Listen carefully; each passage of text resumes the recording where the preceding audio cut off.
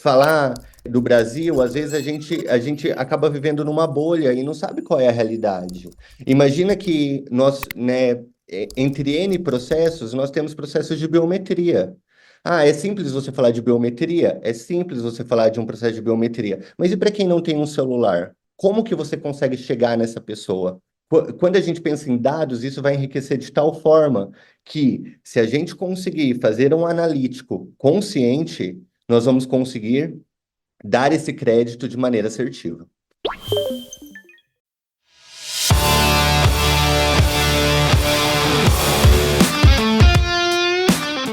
Olá, pessoas! Vocês estão ouvindo Do The Math. Eu sou Marcel Giraldini, founder e Chief Growth do Math Group, e hoje a gente vai falar de produtos de dados ou inovações em produtos bancários. Acho que tudo junto, né, Juliana? Tudo junto, Marcel. E assim, tudo junto e começando do zero, hein? Uma super jornada aí. E para falar sobre esse assunto, tenho o prazer de apresentar o Douglas Augusto Mateus, que é superintendente de dados e analytics da Crefaz. Douglas, muito bom ter você aqui. Muito obrigado, pessoal. É um prazer estar aqui com vocês e estar participando aqui do podcast, tá? Fico bem feliz.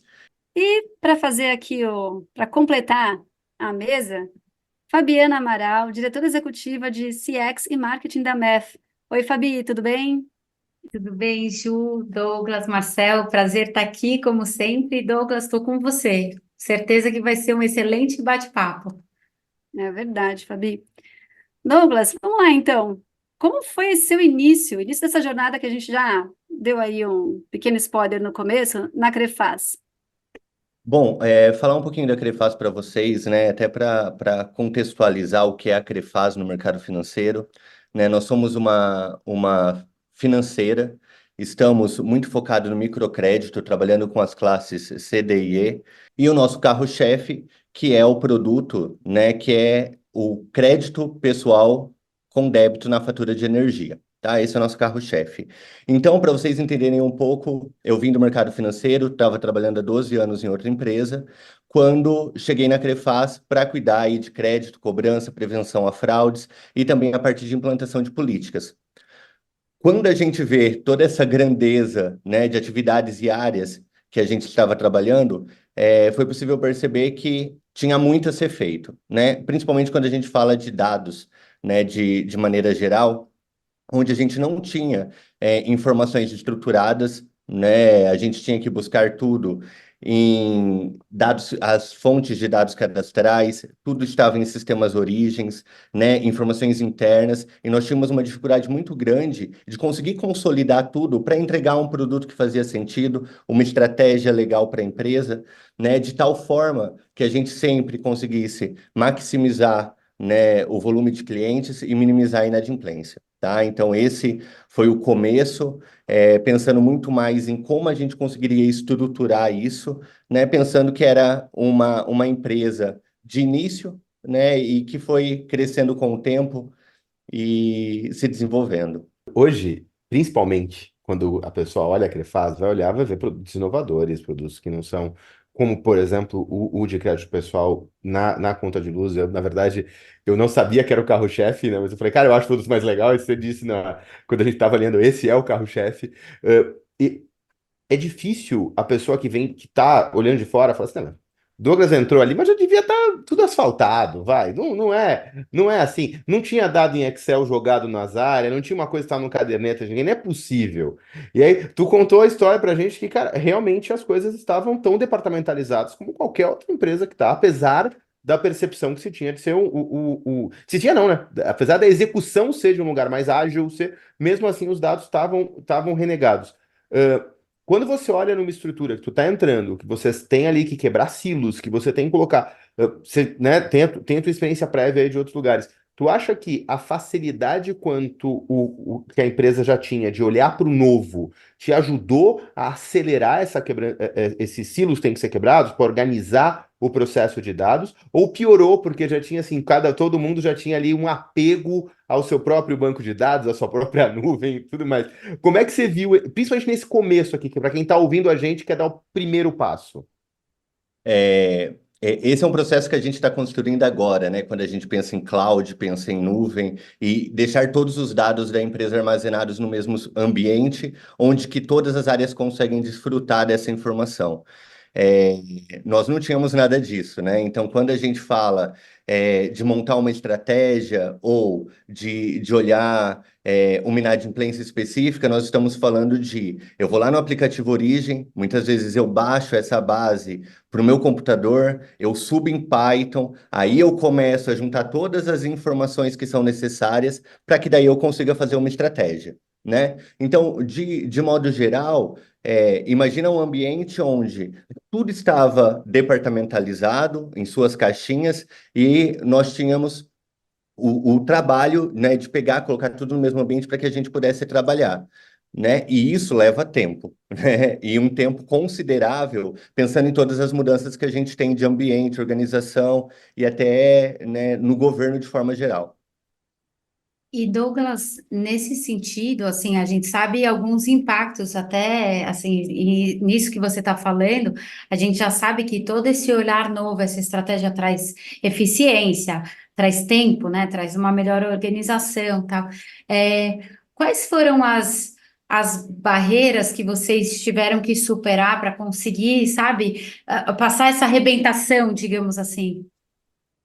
O primeiro ponto imagina que essa superintendência não existia, né, até início do ano passado, até início deste ano, e aí, para que a gente conseguisse criar uma superintendência, a gente tem que mostrar valor. Eu acho que tudo que a gente vai fazer, nós temos que mostrar valor. E como mostrar valor de algo que você não tem, né? Então, o caminho que nós fizemos foi um caminho de vender tempo. É isso que nós fazemos. Ou seja, a gente traz agilidade, nosso objetivo é trazer agilidade para as áreas, para que a gente consiga entregar estratégias melhores, para que nós consigamos trazer toda uma visão muito mais online, né, on demand, porque isso vai fazer com que a gente acabe conseguindo chegar aos nossos objetivos mais fáceis. Então, no início, né, pensando de modo geral, vendemos para as áreas tempo. Ou seja, tiramos processos manuais que existem dentro de cada uma das áreas e transformamos em processos automáticos, onde sobra para os analistas, né, e para todos os colaboradores tempo para que eles analisem e não fiquem construindo as bases de dados, né? Esse foi o nosso objetivo principal e por onde nós começamos essa jornada. Eu posso pegar uma carona aqui de um segundo. Eu gostei da forma que você falou, ó, é tempo e só no tempo tu já consegue mensurar retorno. Eu acho isso. Vocês não estão nem falando ainda de, olha, a gente vai precisar colocar maiores capacidades analíticas para tomarmos melhores decisões. Não, tá falando assim, ó, hoje a gente perde tempo, né? Tempo de gente qualificada que deveria estar fazendo outra coisa. E essa métrica simples, eu gosto muito. Eu estava lendo um post do Avinash. Ó, Fabi, faz tempo que eu não falo dele, hein? Né? Faz mesmo. Faz tempo, né? Eu tava Boa. lendo um post do Avinash esses dias que me mandaram, que ele tava falando exatamente sobre a coisa da Gen AI, né? Tá entrando um monte de coisa de Gen AI, não sei o quê. Sabe o que vai acontecer? A gente vai perder dinheiro pra caramba. Primeira coisa, porque vão falar que precisam fazer um projeto de Gen AI, que você não sabe, você sabe quais são os recursos das pessoas, mas não sabe muito bem o que ele vai fazer.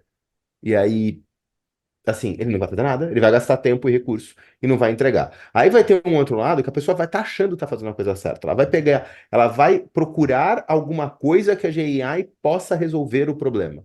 E aí ela, né, com criatividade vai achar, vai se resolver um problema com Gen AI. E né, no final do dia se pagou? E vai ter aquelas pessoas que vão fazer os projetos menos sexys, entre muitas aspas, mas que vão dar resultado. Mas que ninguém nem vai falar, putz, né, teve AI, mas nem é assim.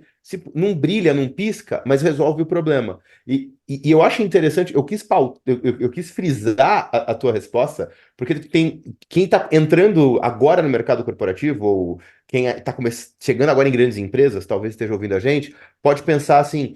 Não, mas, poxa, né? Pô, tempo não é nada. Não, tempo é uma moeda muito, muito óbvia.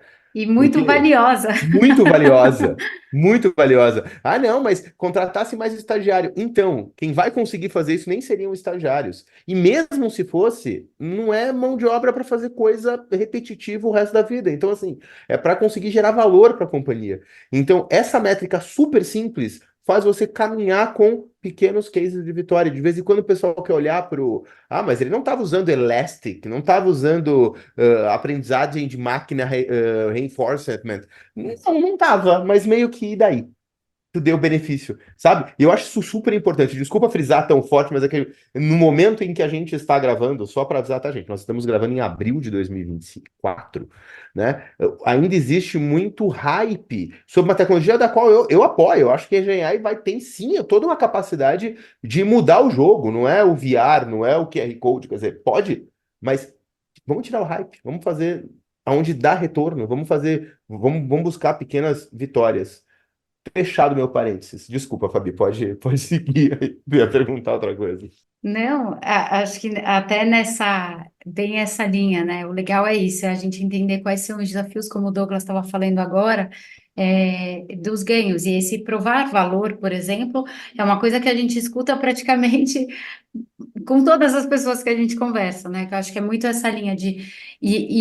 O que eu achei muito legal, Douglas, que você comentou, é assim, como você prova valor de uma coisa que você não tem ainda, né? E você precisa considerar um resultado potencial futuro ali, para garantir que todas as pessoas entrem nesse barco e fale, é por aí que a gente vai seguir. E no caso da Crefaz, vocês têm um crescimento grande ali, né? Vocês têm um diferencial muito bacana, até nesse produto carro-chefe que você mencionou. Então, vocês trazem coisas que são muito distintas ali, né? Então, acho que conta um pouquinho mais, de repente, alguma dica para quem está nos ouvindo em relação a esse tema, e depois a gente muda para para uma outra pergunta. Imaginem assim que quando a gente fala de otimização de tempo, nós vamos também estar falando de quanto de informação que eu consigo trazer com esse mesmo tempo, né? Eu acho que aí a gente tem um divisor de águas quando a gente fala em separar a Crefaz antiga da Crefaz nova, quando a gente pensa como a gente tinha que trabalhar antigamente e como a gente vai conseguir trabalhar no futuro, né?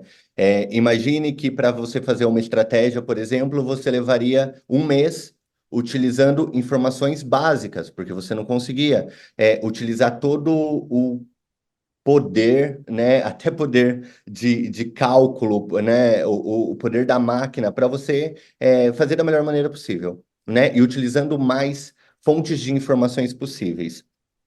Quando a gente vê aí 2025 e a gente pensa, trazendo um pouco desse hype também, mas tentando buscar o que disso traz de informação para o nosso dia a dia, a gente vai estar falando de 180 bilhões, petabytes, 180, né, bilhões de terabytes por ano de informação. Será que toda essa informação seria útil? Não necessariamente, mas assim, o que que você vai conseguir extrair? Eu acho que a gente vai entrar num outro momento que não é traz todas as informações que eu faço aqui rapidinho e tento o melhor produto. Não, a gente vai estar voltado a eu quero ter as informações, mas eu quero conseguir extrair ela de modo mais assertivo, de modo que traga mais resultado para o meu negócio. Quando a gente fala do nosso negócio em si, eu estou falando de clientes que são desbancarizados na maioria das vezes. Eu estou falando que eu não encontro a informação de bate-pronto num birô de crédito, porque muitas vezes ele não está no birô. E onde que eu vou conseguir tais tipos de informação que faz com que eu dê crédito com qualidade, que faz com que eu consiga prevenir fraudes, né, e sendo assertivo? Onde eu consigo tais informações que me coloca frente a frente com esse cliente, por mais que ele não está ali na minha frente? Na sua visão e na sua experiência, como os dados ajudam essa questão de risco, né? Disso que você falou, às vezes pessoas desbancarizadas ou negativadas, etc. Como que os dados ajudam para a Crefaz para tomar essas decisões, sabe? Visto que quando a gente está falando de alguns perfis, o risco é muito mais alto. Perfeito. Nós temos uma série de produtos e que a gente consegue, né, personalizar o cliente para o produto para o cliente, de tal forma que a gente consiga ser o mais assertivo do que a gente tem hoje, né? Quando a gente fala do produto de energia, imagina que a região que a pessoa mora, informações demográficas são importantes. Né? Até hoje, quando a gente pensa nos birôs de crédito, por exemplo, a gente acaba falando muito de household, mas nós não temos uma conexão tão direta com esse cliente, de tal forma que seja uma informação extremamente quente e que realmente nos direcione. Ou seja, eu estou falando do Brasil, estou falando de tantas vidas diferentes, de tantas pessoas, trabalhos, né? O Brasil é muito grande, né? Nós temos esse privilégio de estar num país onde nós temos N classes sociais, nós temos N tipos de vidas, e a gente, né, como Crefaz, nós atuamos com classe C, D e E. Como que eu consigo privilegiar essa pessoa de tal forma que eu consiga dar um crédito consciente para ela, que ela vai conseguir pagar e que ela vai conseguir crescer na vida dela? Então, falar do Brasil, às vezes a gente acaba vivendo numa bolha e não sabe qual é a realidade. Imagina que nós, né, entre N processos, nós temos processos de biometria. Ah, é simples você falar de biometria? É simples você falar de um processo de biometria. Mas e para quem não tem um celular? Como que você consegue chegar nessa pessoa?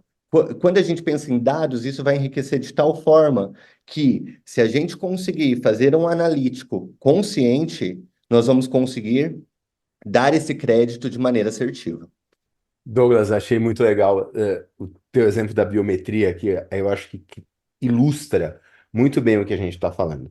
E eu imagino o tamanho do desafio que é quando você quer sair do modelo padrão. Porque, fala assim, beleza, vou dar crédito. Qual que é o modelo padrão? Vai no birô de crédito e pega o risco ali, né? Baixa a base ali do Serasa, do Boa Vista, dos negativados, e a partir dessa base dos negativados, tu já vai cortando. Só que se você fizer isso, por exemplo, você vai ter um baita problema, né? E acho engraçado, porque a gente está falando agora de crédito, que é o produto, mas se a gente for olhar, por exemplo, uma coisa que é mais intensivo na velocidade de compra, por exemplo, audiência de mídia. A audiência de mídia, a gente já há anos, né? A gente já não compra audiência baseado em idade, sexo, onde mora, sabe? Já foi. Não é mais demográfico, na verdade, é comportamental, é por gosto. E aí tu vai comprar essa audiência de outra forma, você vai refinar essa audiência baseada nos dados próprios que você tem para daí conseguir. Então, para comprar mídia, o mercado já faz isso há muito tempo. Mas eu gostei desse teu exemplo, ó, dois exemplos super fácil das pessoas pegarem. Como é que tu aprova o crédito e como é que tu reduz a fraude? Sendo que algumas coisas que viraram o padrão não podem mais ser o padrão. Porque tu tem ali uma pessoa que pode ter um celular que não tem biometria, você pode ter alguém que tá pagando a conta de luz em dia, mas não conseguiu acertar com o outro banco, ela inclusive quer o dinheiro para conseguir talvez começar a acertar essa outra dívida que deixou ela negativada, e para você isso é um deal que você vai usar outros elementos para validar. Então, quando a gente falou sai do zero, eu acho que isso é o legal desse case que tu está conversando, ele sai do zero, inclusive sem os atalhos. Porque se você fosse buscar os atalhos que se tem de modelo de score pronto, de crédito pronto, de validação de fraude pronto, tudo pronto, o que ia acontecer é que você não ia conseguir cumprir a tua missão, que é atender classe C, D e E. Dito isso, é o quão complexo ou quão está preparado o mercado de produtos de dados hoje, que você vai no mercado buscar algo de um nicho específico, que não seja o modelo. Você tem esses fornecedores hoje ou tudo que vem você tem que tratar, não tem muito jeito? Como é que é isso? Tem alguns fornecedores que chegam até nós, mas de toda forma, sempre que a gente acaba trazendo para o nosso público, nós temos uma dificuldade da informação, É. né? Porque até eles, né, de certa forma, eles são preparados para uma classe B, C, D no máximo, né? E quando a gente está falando de C, D e E em sua maioria, é, é complexo o nível de informação que é necessário, porque são informações extremamente básicas, né? Do dia a dia. E hoje, quando a gente pensa que com o cadastro positivo, por exemplo, vem nos auxiliar, né? Por quê? Porque acaba trazendo algumas informações que são de saneamentos básicos. Então, isso traz um nível de informação bacana, mas não é suficiente, né? Então, quando a gente pensa em birôs extremamente conhecidos, o foco deles estão numa perspectiva um pouquinho diferente do que a gente precisa. Dá para usar? Dá para usar. A gente, né, traz esse tipo de informação, mas ainda ela não consegue chegar no perfil do cliente para que você fale assim, olha, realmente eu consigo te dar um crédito até um pouco maior do que a média, porque eu tenho características suas que te difere dos demais. Assim, aproveitar realmente todas as possibilidades de trabalhar com dados de forma inteligente, né? Até resgatando um pouquinho de toda essa estrutura que você está montando aí na Crefaz, é, como foi essa estruturação, assim, para quem está nos ouvindo, sabe? O que que você levou em consideração primeiro? Quais foram ali os band-aids que tiveram que tirar com força e rápido? O que que você enxerga nessa trajetória até aqui? O primeiro ponto nessa separação das áreas, assim dizendo, e tendo uma área de crédito apartada da área de dados, claro que eles são o nosso foco principal nesse primeiro momento, e é natural, até pelas demandas que tem, e das necessidades que tem, mas eu estava ali do outro lado, passando a dor deles, então é muito mais fácil eu conseguir entender o que realmente vai fazer diferença nesse primeiro momento dentro ali da área. E uma separação que nós fizemos, nós, né, já tínhamos um time de MIS muito forte, né? E aí trazer MIS para esse mundo de dados para nos auxiliar foi fantástico. Então foi a primeira mudança que nós fizemos foi criamos uma área de gestão de dados e trouxemos a área de MIS junto, tá? MIS vive dados, MIS vive dados para a empresa. Então, se por um lado, na parte de gestão de dados, a maioria das informações que são capturadas de início provém de crédito, quando a gente fala de EMAI, a gente está ali para dar o suporte para a empresa toda e tudo que eles precisam que vai vindo das demais áreas, a gente vai também já computando essas informações. Com essas duas áreas, aí a gente pensou, né? O primeiro momento beleza, é uma área de dados, é uma área nova, eu não tenho o know-how que é necessário para estar montando essa área, eu preciso contratar uma pessoa que conheça, né? E, e aí, nesse momento, a gente contratou, né, o nosso coordenador de dados, que ele já tinha uma vasta experiência no mercado e que ele poderia contribuir para os nossos colaboradores, de tal forma a ensinar. Então, a gente pegou as duas áreas, né, as áreas que existiam, e falou assim: olha, você quer vir trabalhar com dados? Você quer vir trabalhar com dados? Você quer? E foi montando o time, né? Ô Douglas, eu ia te perguntar muito pelas pessoas que nos ouvem também. Conta pra gente o que é essa área de MIS. Eu acho que tem algumas siglas que a gente está mais habituado aqui, mas é legal você contar. Hoje, né, ela na Crefaz é a área fundamental onde a gente pensa de indicadores, qualquer tipo de indicador, pensando de indicador de crédito, pensando em indicadores de cobrança. Então, ela é a área que faz com que esses números sejam expostos, né, de tal forma que qualquer rota que precise ser corrigida, a gente consiga corrigir, né? Então, falando de BIs, né? Toda a parte de apresentação de números, os BIs, até uma parte de apresentação que nós temos de governança, tá ali dentro, né? É a área que expõe os números de tal forma que a gente consiga, sim, tomar uma decisão e ver que caminho a gente tem que trilhar para o futuro, de uma forma bem resumida, né? Tem gente que pode te ouvir falando e falar assim, eu não tenho isso, mas está em inteligência de mercado. Eu não tenho isso, mas está no time de BI. Né? Vamos lá, Sistema de Gestão de Informação, ou MIS, Normalmente a empresa tem alguém cuidando, tendo essa responsabilidade quando não tem uma área de dados estruturada. Quando passa a ter uma área de dados estruturadas, fica para lá. Mas, Douglas, eu sei que a Ju vai querer falar de futuro, mas eu quero fazer um futuro menos, talvez um pouco, menos olhando só o modelo de negócio atual.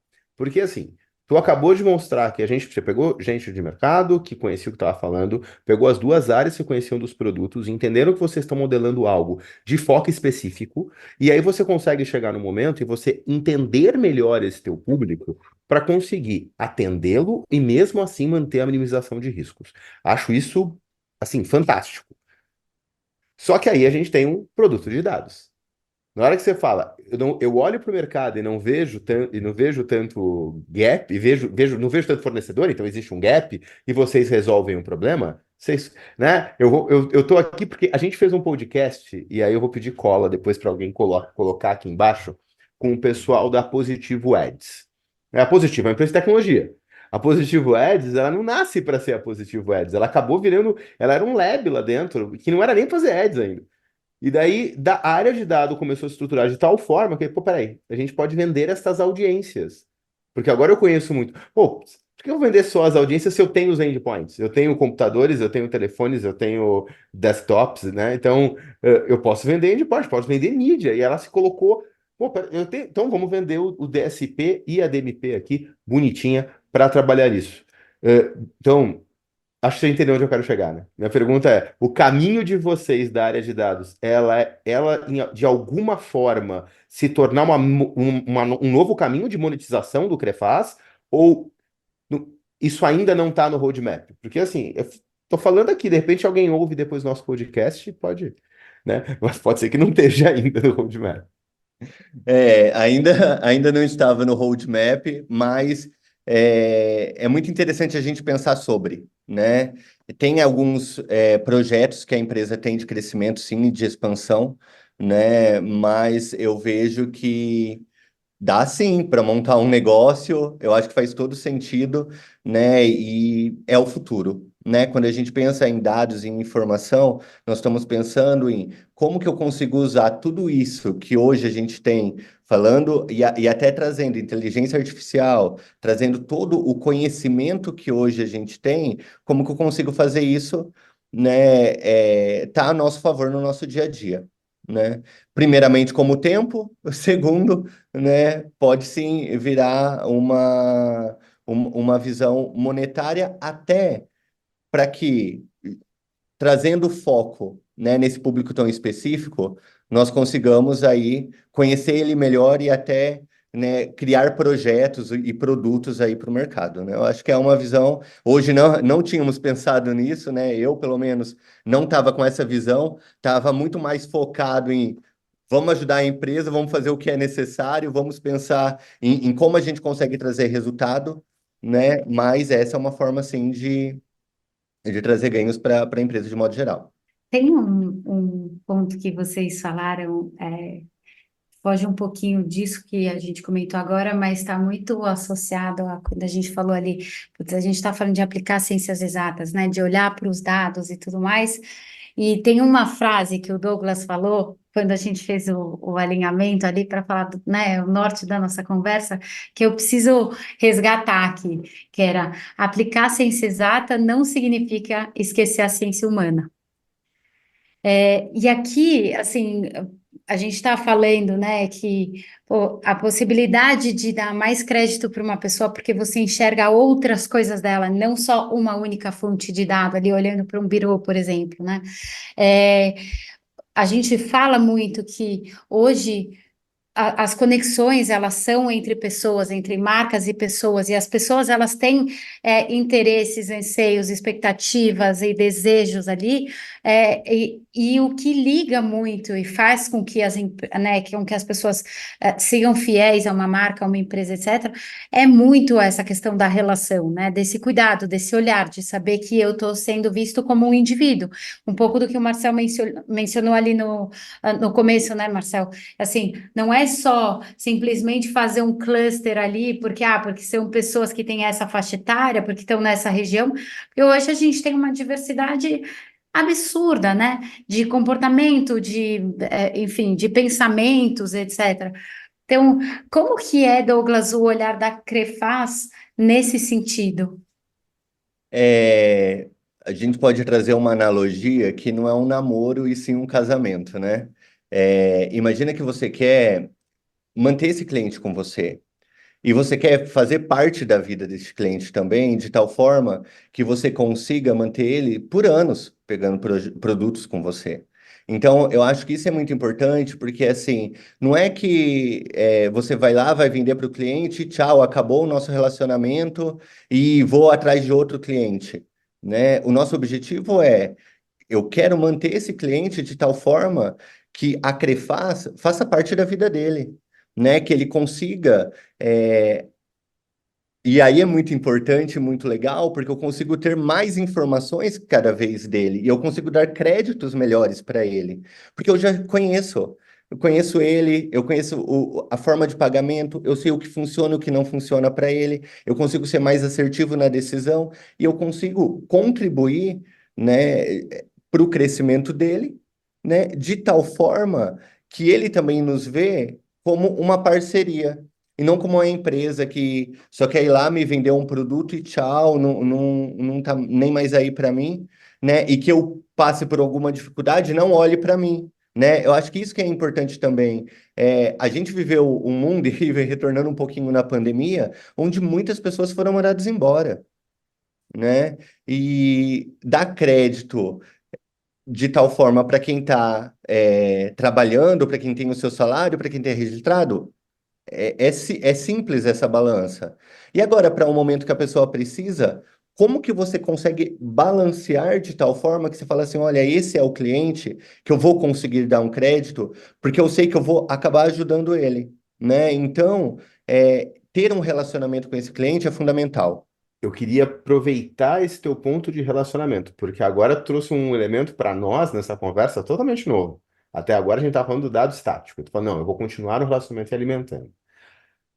Aí o que eu vou imaginar quem está ouvindo a gente, fala, não, peraí, vocês estão falando de um produto de débito na conta de luz.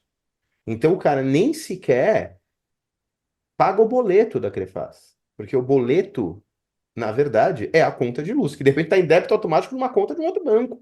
É, Como é que se dá esse relacionamento? E como é que você consegue ter pontos de enriquecimento de dados ao longo desse processo para aumentar teu conhecimento do teu cliente?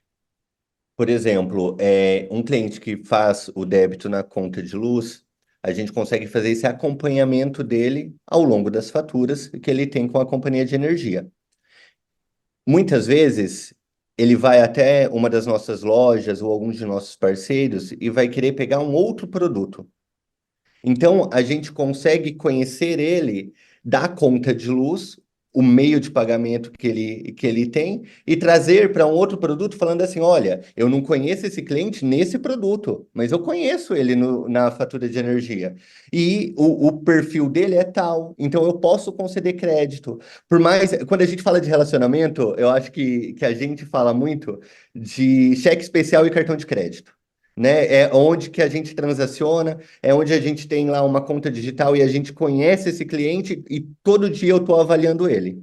Aqui não, aqui é uma visão um pouco diferente, mas ele é meu cliente, eu também conheço ele, né? Então eu consigo trazer uma visão dele em outros produtos para um novo produto, onde eu consigo ser mais assertivo e dar um crédito mais consciente para ele e um limite maior também.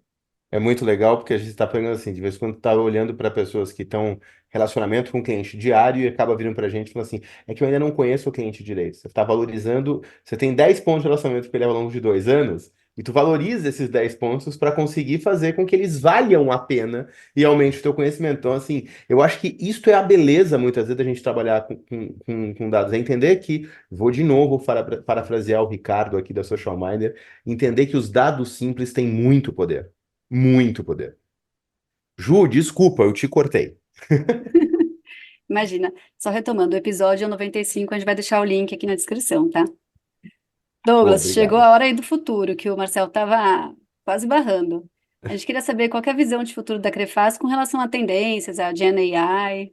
Eu entendo quando a gente fala de futuro, imagina que hoje na nossa carteira a gente acaba atendendo 1 milhão de famílias, mais ou menos, e eu entendo que no futuro a gente tem uma expansão gigantesca pela frente, né? Meu objetivo aí de vida é até 2030 a gente está atendendo 5 milhões de famílias, e para isso não tem como a gente fugir da informação, né?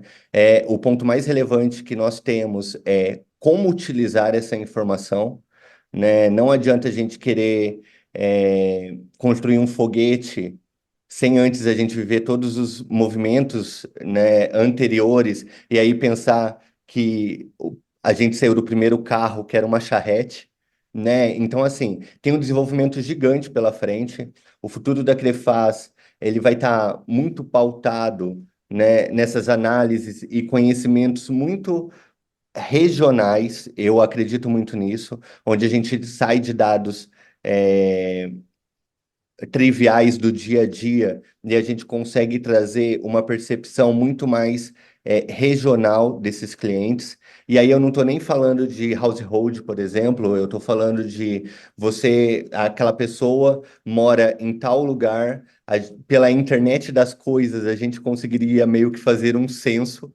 Tá? E aí é viajando um pouquinho, pensando em tudo que a gente vai ter de aplicação e tudo que a gente vai conseguir utilizar.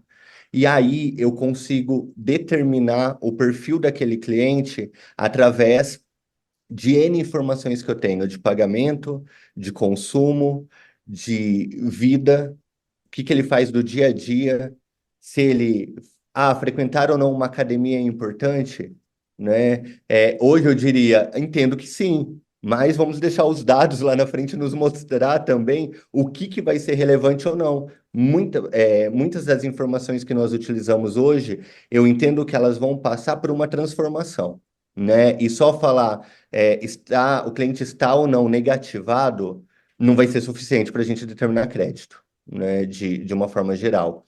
E aí, nós, como dados, nós vamos ter muito mais capacidade analítica de, além de fornecer as informações para a empresa, além de fazer alguns estudos pontuais, a gente está pensando lá na frente. Enquanto toda a empresa ela vai estar muito pautada no dia a dia, a gente consegue pensar, cara, o que que eu consigo fazer do futuro e o como que eu consigo agir em determinadas situações de algo que o pessoal não consegue pensar no dia a dia. Um exemplo simples, é, imagina que a inadimplência aumentou, né? Enquanto toda uma área vai pegar e vai entender o que está acontecendo com a inadimplência, a gente já poderia ter criado os perfis, entendido o público, vendo o mix de população e vendo tudo que já tinha acontecido. Então, a nossa área, ela vai passar por uma transformação também de não ser só uma geradora de dados e uma visão de EMAI, onde você vê as políticas, vê o que está acontecendo. Não, a gente vai trazer conteúdo, a gente vai conseguir ajudar na decisão e trazer novas oportunidades. Eu gostei desse teu ponto quando tu olhou para a GenAI, porque a gente saiu bastante do lugar comum, né? O lugar comum seria falar, não, a gente vai estar produzindo conteúdo, a gente vai ter um chatbot que vai atender melhor o nosso cliente, o que até iria contra boa parte do que tu falou até agora, né? Teu foco é DIE, talvez um chatbot não é, a pessoa não vai, às vezes, quando ela está precisando uma escuta ativa e não de uma solução rápida, né? Mas o que que realmente eu achei interessante é que tu trouxe os elementos do que vocês, como área, vão conseguir entregar mais. Eu acho que é para aí que a gente tem que estar olhando quando a gente está falando de GenAI. Então, assim, o que que a gente entrega mais? Ah, eu vou entregar mais inteligência. Eu vou entender que se está tendo um aumento, vamos aumentar os clusters, vamos ver o que está acontecendo com as contas de luz, vamos ver o que está acontecendo nessa região, cruza com dados externos, para daí a gente entender como é que a gente vai tratar essas pessoas. Não vamos pegar, de repente, ali 15% da base e vender a dívida para algum lugar e ser mais alguém para ligar. Não, né? Vai ser contraproducente, vai ser só mais um que ele vai colocar ali, negar a ligação e não ouvir mais. Então a gente vai ganhar braço para entregar a inteligência. Eu acho que aí tá um ponto importante. De novo, valor. E não é o natural. Mas ainda falando em GenAI, você falou 1 milhão de clientes. E aí tu falou mais produtos, mais. Só que eu rapidamente fui pesquisar aqui, eu achei, óbvio, na tela, rápido, sem ter que pagar nenhum relatório, eu achei mais rápido aqui o dado 2018 do IBGE. Mas vamos imaginar que a variação ela não vai ser tão grande porque eu quero trazer. Você falou 1 milhão de clientes. Se a gente pegar a classe D e E, somavam em 2018 62,3 milhões de pessoas. Se a gente ainda assim agrupar por 3 ou por 4 de famílias, vamos pensar, algo entre 20 e 15 milhões de famílias. Então, que uma pessoa só na família contrai uma dívida, tu ainda tem que multiplicar por mais de 10 essa tua base. Quando você olha hoje com ideias tão. E aí eu gosto realmente dos produtos, carro. Beleza, todo mundo faz, sabe? Eu gosto dos produtos tipo o de conta de luz, tipo de microcrédito, eu acho que esses produtos são mais interessantes. Vocês têm hoje, ou conseguem olhar para a possibilidade da GenAI estar trabalhando, inclusive na inovação de produtos, de você entender os clusters e passar ao ensaio de produtos a partir né, de AI generativa, ou é tão regulado o mercado que ainda não dá nem para pensar? Como é que você vê isso? Eu entendo que a gente. Imagina que quando a gente fala de mercado e fala de produtos normais, eu estou falando de um conta de energia que é completamente disruptivo no mercado, né? De forma geral. E, e aí foi uma sacada brilhante, né, dos nossos diretores nessa construção, né, desse produto lá atrás, né? Imagina que a Crefaz ela tem 11 anos, né? Esse produto nasceu lá no primeiro ano, então ele hoje já é um produto completamente não tradicional. Imagina há 11 anos atrás, né? Então, assim, entendo que a gente conseguir utilizar o poder da máquina para formular novos produtos ou novos meios de pagamento ou uma visão diferente dos produtos que nós já temos, eu acho que é o caminho que a gente tem que seguir, né? É, E aí, o mercado ele vem mudando muito rapidamente, né? Então, isso também vem atrelado a toda a tecnologia que nós temos. Então, eu acredito sim que vão vir novos produtos muito fomentado por inteligência artificial. Eu acho que esse é um caminho sem volta e você tem que escolher se ela vai mandar em você ou você vai dominar ela, né? Eu acho que esse que é o grande momento. Eu acho que não é algo que você tem que lutar contra. Eu acho que é um caminho natural. O que você tem que saber é como utilizar, né? E de uma maneira assertiva, porque, né, até tudo que você pegar e colocar no moedor de carne vai gerar, mas não necessariamente vai estar bom, né? Então, esse é o cuidado que a gente vai ter que ter, né? Mas criações de produtos utilizando inteligência artificial, eu vejo que é um caminho natural, né? E Douglas, a gente está chegando ao fim do nosso podcast e uma pergunta que a gente faz sempre também para os nossos convidados é sobre os indicadores ali. Qual é o número que é importante para você olhar? Qual é o número que te guia o indicador de sucesso? Bom, hoje, quando a gente pensa na área de dados, tem uma visão muito clara de informações que a gente acaba recebendo, tá? Então, esses indicadores, como que eu separo?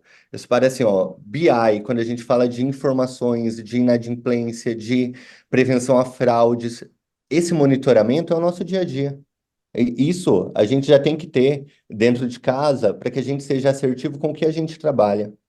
Quando a gente olha para o futuro, aí eu estou falando assim, quais são as oportunidades que eu tenho, né? E aí, oportunidade vem muito em relação à automação também. Então, um indicador que a gente vai percorrer nos próximos anos é precisamos deixar de ter processos manuais, né? Precisamos ter uma visão de automação, porque aí a gente volta lá no início, que é eu ganho tempo. E tempo é dinheiro, então, por consequência, eu estou ganhando dinheiro, né? Então, essa é a visão. Eu acho acredito muito que a automação é a bola da vez aqui conosco, né? É o que nós queremos fazer, é o que eu pretendo entregar, e isso é o melhor indicador que a gente tem para esse primeiro momento, né? Qualidade da informação é fato que ela tem que estar atrelada, né? Quando a gente vai para o ambiente, eu estou falando, use esse dado que é seguro, porque um cuidado que a gente tem que ter também é quando a gente tem várias áreas usando informações que eles pegam, eles capturam e eles montam, né? A chance de ter um indicador construído de maneira equívoca é muito grande. Então, assim, eu tenho que trazer indicadores macros e pensando em indicadores de negócio, e eu tenho que trazer automação. Quando eu conseguir juntar esses dois mundos, eu entendo que um pedacinho do nosso propósito vai estar feito. Maravilha! Muitíssimo obrigada, é, por toda essa compartilhar toda a sua experiência, a visão, o que que vocês estão fazendo aí. Te agradeço muito, Douglas, por participar aqui do The Math. E para as pessoas que quiserem te acompanhar ou te seguir, qual é o melhor canal, qual é a melhor rede social? É, pode ser pelo LinkedIn ou pelo Instagram. Eu não tenho eles aqui comigo. A Fica gente tranquilo que coloca na eles vão estar descrição. aqui na descrição. Fica Tá tranquilo. bom. Fica tranquilo, maravilha. Douglas, muito obrigado pela tua participação. Foi muito legal ver. E eu vou convidar aqui quem está ouvindo com a gente. Faz o seguinte: eu vou convidar vocês para ouvirem dois outros episódios, tá? Do Leandro Marçal, do Banco Pan, e também do Rodrigo, da GetNet. Tá? Aqui depois a gente coloca aqui embaixo. A gente já citou o do pessoal do Positivo Ads, mas por que esses dois em específico? Porque são duas jornadas de implementação de estruturas de dados. E vocês vão ver que as jornadas são totalmente diferentes. Então, se está procurando uma receita de bolo, ou se alguém vier te falar que existe uma receita de bolo, não tem. E o Douglas mostrou hoje muito legal que o lugar comum das discussões que a gente vê agora, eles estão olhando para o outro lado, eles estão fazendo de outro jeito, e dá para fazer desse jeito. Douglas, mais uma vez, muito obrigado. Fabi, obrigado. Ju, brigadão.